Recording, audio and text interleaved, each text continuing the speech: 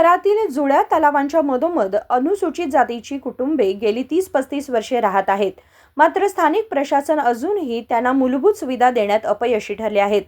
ही कुटुंबे पहाटेपासून संध्याकाळपर्यंत दगड फोडणे, मातीच्या वस्तू विकणे, ताडपत्री आणि प्लास्टिक गोळा करणे अशी कामे करत जगत आहेत.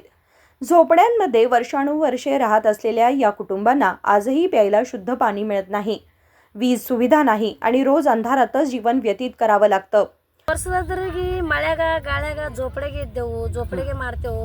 ಒಂದ್ ಜಾಗ ಇಲ್ಲ, ಒಂದ್ ನೀರಿಲ್ಲ, ಒಂದ್ ಪೈಖಾನೆ ಇಲ್ಲ. ನಮ್ಮ ಊರಾಗ ಹೋಗಿ ವ್ಯಾಪಾರ ಮಾಡ್ಕೊತಿದ್ರ ಹೊಟ್ಟೆ ತುಂಬಂಗಿಲ್ಲ. ನಮ್ಗೆ ಜಾಗ ಕೊಡ್ತಾರಂತಾರ, ಓಟ್ ಹಾಕ್ಸ್ಕೊಂತಾರ, ಹೋಗ್ತಾರ, ಒಟ್ಟ ಜಾಗ ಕೊಡಕ ತಯಾರಿಲ್ಲ. ಒಂದ್ ವ್ಯಾಪಾರ ಮಾಡಕ್ಕೂ ವ್ಯಾಪಾರ ಮಾಡ್ಕೋಬೇಕು, ನಾವು ಹೊಟ್ಟೆ ತುಂಬಬೇಕು. ಕಬ್ಬು ಕಡಿಬೇಕು, ಕಬ್ಬನ್ ಚೀಜ ಮಾಡ್ಕೋಬೇಕು. ಸಣ್ಣ ಸಣ್ಣ ಮಕ್ಕಳು ಬೀದಿಗೆ ಹಾಕೋಬೇಕು, ಮಾಡ್ಕೋಬೇಕು.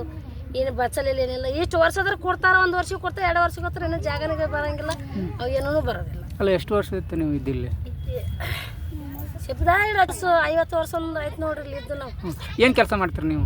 ನಾವು ಅದೇ ಬಿಸುಕಲ್ಲ ರೀ, ಬಿಸುಕಲ್ಲ ಮಾರ್ತೇವು, ಬಾಂಡೆ ಮಾರ್ತೇವು, ಮೋಡ್ಕ ಆರಿಸ್ತೇವು. ಇನ್ನು ಮತ್ತೆ ಯಾವ್ದಾರ ಒಂದು ವ್ಯಾಪಾರ ಜಾತ್ರೆ ಹೊಟ್ಟೆ ತಿಪ್ಪಲಿಗೆ ಮಾಡ್ಬೇಕಲ್ರಿ. ಅಲ್ಲ, ಇಲ್ಲಿ ಶಾಸಕರು ಲಕ್ಷ್ಮಣ ಸವದಿ ಅವ್ರು ನೀವು ಯಾವಾಗ ಇಲ್ಲಿ ಬಂದಾರ? ಯಾವಾಗ ಓಟ್ ಹಾಕದಂಗೆ ಇಷ್ಟ ಬರ್ತಾರ್ರಿ ಅವ್ರು. ಓಟ್ ಹಾಕದಂಗೆ ಇಷ್ಟ ಬರ್ತಾರ, ಕಟ್ತಾರ ಅಂತಾರ, ಹೇಳ್ತಾರ, ಮತ್ತೆ ಅವ್ರು ಬಾಡಿಗೆ ಅವ್ರು ಹೋಗ್ತಾರ, ಮತ್ತೆ ಒಳ್ಳೆ ಬರಂಗಿಲ್ಲ. ಅಲ್ಲ, ನಿಮ್ಮ ಮಕ್ಕಳನ್ನೆಲ್ಲ ಸಾಲಿ ಕಳ್ಸಾಕ್ತಿರಿಲ್ಲ? ಎಲ್ಲ ನಮ್ಮ ಮಕ್ಕಳು ನೀವು ಇಲ್ಲಿಲ್ಲ ಅಣ್ಣ, ದೂರ ಅದಾವ. ನಾವು ನಮ್ಮ ದಾವಣಗೆರೆಗೆ ಅದಾವ 2 ಮಕ್ಕಳು, ಅಲ್ಲಿ ಹಾಸ್ಟೆಲ್ಗೆ ಹಾಕಿವ್. ಹಾಸ್ಟೆಲ್ಗೆ ಆದ್ರೆ ಹಾಸ್ಟೆಲ್ ಕಲ್ತು ವ್ಯಾಪಾರ ಮಾಡ್ತಾರ. ನಾವ್ ಒಂದು ಹುಡುಗಿ ಬಿಜಾಪುರ್ಗೆ ಇದು ಇಂಡಿಯಾಗ ಐತಿ.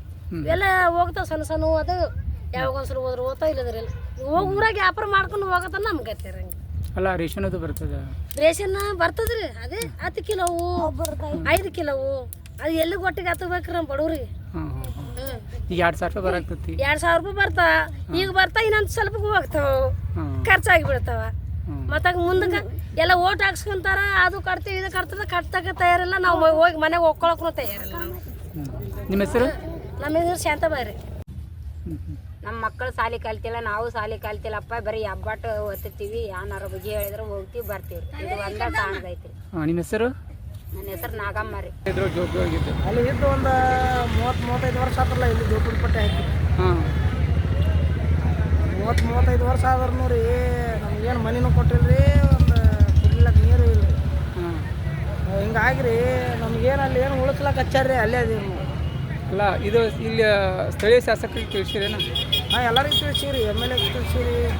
ಏನಂದ್ರೆ ಅವರು ಏನು ಕೊಡ್ತೀನಿ ಅಂತಾರೆ. ಹಂಗೆ ಡಕಳಾಸ್ಕೊತ ಮುಂದೆ ಹೊಂಟಾರಿ. ನಮ್ಮ ಜೋಪಡಪಟ್ಟಿ ಎಲ್ಲ ಮಳೆ ಬಂದ್ರೆ ಎಲ್ಲ ಮನ್ಯಾಗ ಕೌದಿಗಳು ಎಲ್ಲ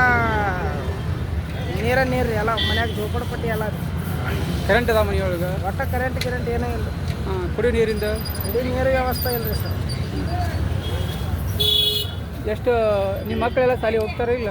ಶಾಲೆಗೆ ಹೋಗ್ತಾರೆ, ಗೌರ್ಮೆಂಟ್ ಶಾಲೆಗೆ ಹೋಗ್ತಾರೆ. ನೀವೇನು ಕೆಲಸ ಮಾಡೋದು? ನಾವು ಕಲ್ಲಿಂದ ವ್ಯಾಪಾರ ಮಾಡ್ತೀವಿ. ಕಲ್ಲಿಂದ ವ್ಯಾಪಾರ ಮಾಡ್ತೀವಿ. ಅಲ್ಲಿದ್ದವ್ರು ಯಾರ್ಯಾರು ಕೆಲಸ ಮಾಡ್ತಾರೆ? ಜೋಬಳಿಗಿರೋರೆಲ್ಲ ಬರ್ನಿ ಮಾರೋದ್ರಿ, ತಾಡಪತ್ರಿ ಮಾರೋದ್ರಿ, ಕಲ್ಲು ಮಾರೋದ್ರಿ. ಮತ್ತು ಕೆಲವೊಬ್ಬರು ಹಂಗಾರ ಅದಾರ ರೀ, ಹವ ಹಿಡಿತಾರೆ. ಹಿಂಗೆ ಹೊಟ್ಟೆ ಪಾಡಿಗೆ ಏನಾರು ಒಂದು ಮಾಡ್ಕೊತ ಹೋಗ್ತಾರೆ. ಅಂದರೆ ಸರ್ಕಾರದಿಂದ ಇದು ಅವ್ರಿಗೆ ಏನೂ ಸಿಕ್ಕಿಲ್ಲ? ಏನು ಸೌಲಭ್ಯ ಇಲ್ಲ. ನಿಮ್ದು ಯಾವ ಸಮುದಾಯ ಬರುತ್ತೆ, ಯಾವ ಜಾತಿ ಇದ್ರು ಬರ್ತದೆ? ನಮ್ಮದು ಬಾಗಡಿ ರೀ, ಶೆಳಿ ಕ್ಯಾಸ್ಟ್ ಅಂತೇಳಿ ಬರ್ತದೆ. ಹೌದಾ? ನಿಮ್ಮ ಹೆಸರು? ನರಸಪ್ಪ ಅಂತೇಳಿ. माजी आमदार महेश कुमटळ्ळी हे पूर्वी झोपडपट्टी विकास महामंडळाचे अध्यक्ष होते. तरीही या समस्येवर तोडगा निघू शकला नाही. मात्र सध्याचे आमदार लक्ष्मण सवदी या लोकांच्या समस्यांना प्रतिसाद देतील का आणि त्यांना नवीन भूखंड मिळवून देतील का, हे पाहणं महत्त्वाचं ठरणार आहे. संतोष बडकंबी, KMM मराठी, अथणी.